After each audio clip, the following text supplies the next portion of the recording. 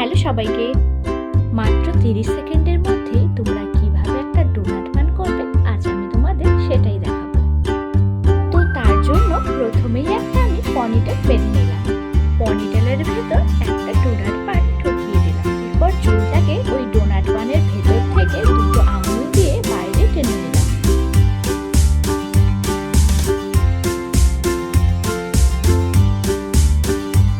বাকি চুলটার সাথেও এভাবে করে নিলাম।